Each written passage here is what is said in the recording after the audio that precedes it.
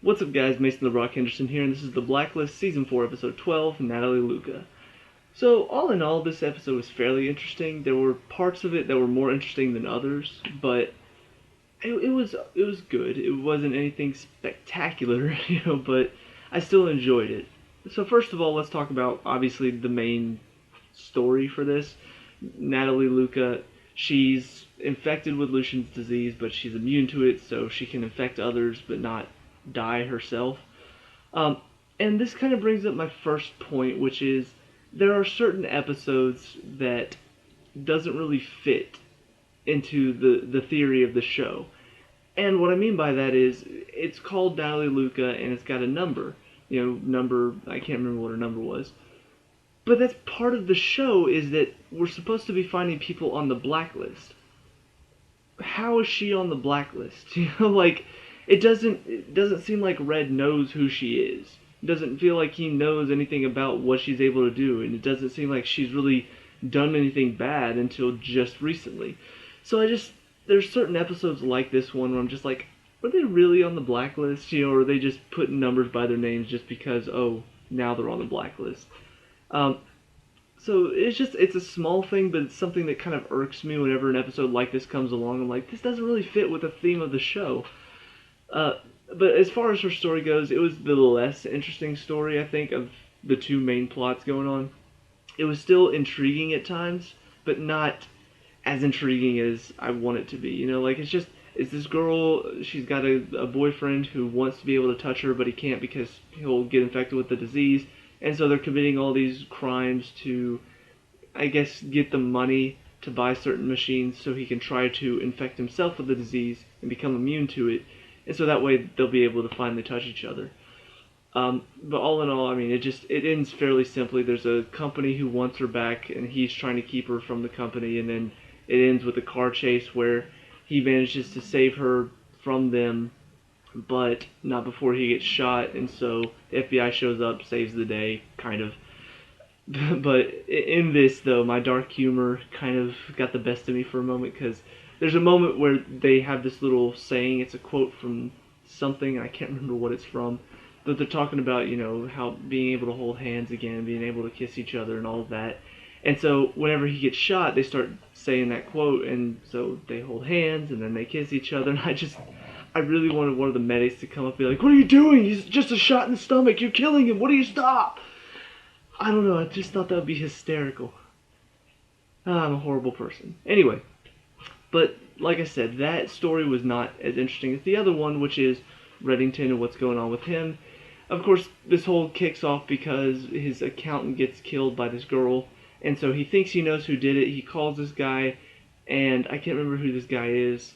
I'm sure they said his name, but I forgot. But he's trying to get to him, so he gets Tom to pretend to be this assassin that he created, like, as a persona.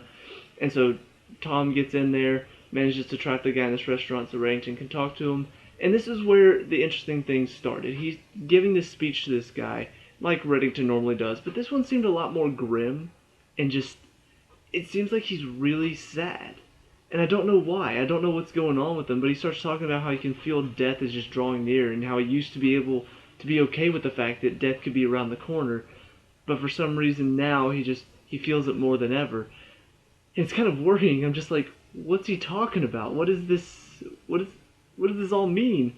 So yeah, it was a very interesting scene, and he doesn't kill the guy because he knows the guy's not responsible for it. So after they manage to capture the girl, he goes to talk to her to find out who hired her to kill the accountant, because it was the one kill that didn't fit with the rest of them.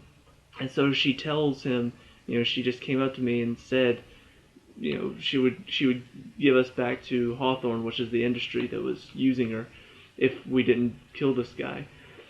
And so he's like, well, who hired you? And she's like, Isabella Stone.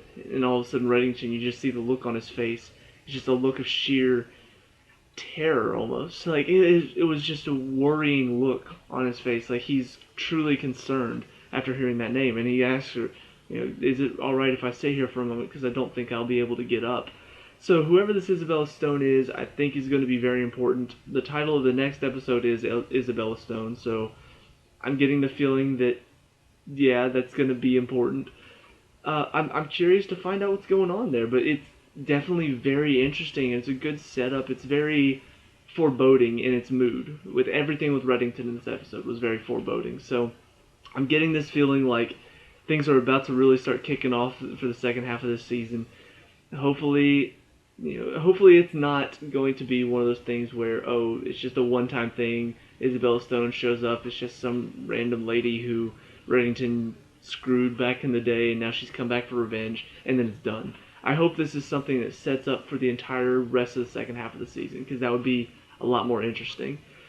So yeah, all of that was really intriguing and really interesting. And then there were a couple side stories going on. We have Tom being brought in by Reddington. Liz is, of course, not happy with this. I feel like this is setting up for the new show, Blacklist Redemption.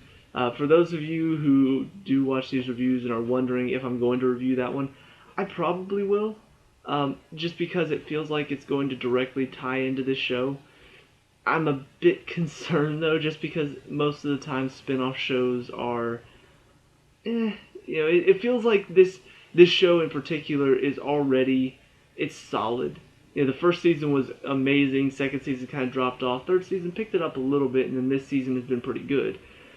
But I feel like growing their universe, bringing in these new, you got Tom, you got Mr. Solomon, and you got whatever her name was, Tom's mom. I can't remember her name now. But having them and their little team, we had an episode with them last season, I believe, or maybe it was the first half of this season. They just didn't intrigue me as much as they should have if they're trying to start a new show with them. So I'll be curious to see if they're going to do well or if it's just kind of going to falter out. But I'll probably give it a watch, watch maybe the first few episodes. If it does catch my attention, I'll keep it coming. If not, I may just say, you know what, I'll watch it but not review it because there's no point in reviewing a show that is just pointless. It's one thing to review a show that's bad or a show that's good, but to review a show that just really has no point, it's just there to bring in some extra viewership and some extra money, it's almost like, why? What's the point of it, So I'll play that one by ear. But the stuff with Tom right now, it feels like it's setting up for him wanting to get back into the field, him wanting to get back out there and do some more stuff. And in that respect, I'm glad because, like I've said before, it feels like they're not utilizing Tom very effectively this season. He's been just a dad. He's just a stay-at-home dad, and that's it. Like, he hasn't really been able to do anything. And one of the best things about Tom is that he's a badass. And just watching him take down guys in this episode, I'm just like, this is the Tom I want to see more of. So that's the one thing that does intrigue me about the new show.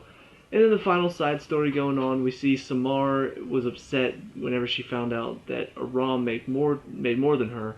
And at first I was worried this was going to turn into this, like you see in a lot of shows nowadays, where it's just like, ooh, we need to up the agenda, we need to make sure equality everywhere, whether it's equality for homosexuals, equality for races, equality for gender. You see that in a lot of shows nowadays. You'll see these moments where it's just like, clearly they're trying to make a point here that this is what this episode was about. It's about equality. And it takes away from the show, and it's just like, you don't need to do that. If you want to support that, that's fine, but don't make an episode about it. That's taking away from your show. That's making me sit through pretty much a commercial for equality and all of this stuff, and I'd rather just see your show. So I thought that's where it was going. I was getting really concerned, but by the end of it, they showed that wasn't it at all. It was setting up for Samar and Aram are, I think, finally a couple, maybe, because, she was upset that he was being paid more, and it turns out he actually went to the lady, he went to Cooper and told him to tell Samar that the ladies in accounting had said stuff, but apparently he gave her, like, half of more of what he makes. Like, I think she said he makes 32% more than what she does. So he gave her 16%, so now 16 and 16, now it's the same. So it was a way for him to show how much he cared about her, that he wanted her to make exactly how much he makes. Even though, he does have a very important job. It's not like his job is less important than hers, or that her job is less important than his. It was just, that's how much they make. It has nothing to do with, I don't think, gender or importance or anything like that.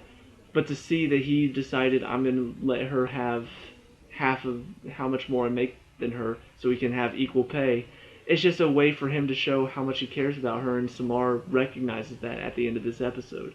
And so, yeah, it was a nice little way to show that they are kind of getting together. And while I'm not a big fan of relationships in an action show or any sort of show where it should be more about the main plot rather than the side characters hooking up, there are certain times where I think two characters, if they've beat around the bush for so long, I think it's finally time for them to hook up. They beat around the bush far too long. They finally need to get together so we can stop focusing on that as much. I'd love for them to just finally hook up so we can finally say, okay, they're together, congratulations, now let's move on to something else. So, yeah, nice little thing put in there. I don't know what to call it. It's not really a twist. I guess plot line. I don't know. But all in all, like I said, good episode. Interesting at times. Some stories more interesting than others. But still keeping the Blacklist season going. And that's honestly what I like about it. It's just this season has been so consistent in bringing me good episodes, interesting episodes. There haven't really been any that have made me go, oh, I'm tired of watching the Blacklist.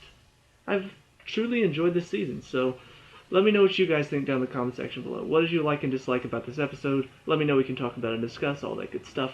Leave a like and subscribe for future Blacklist reviews, and I'll see you at the next one.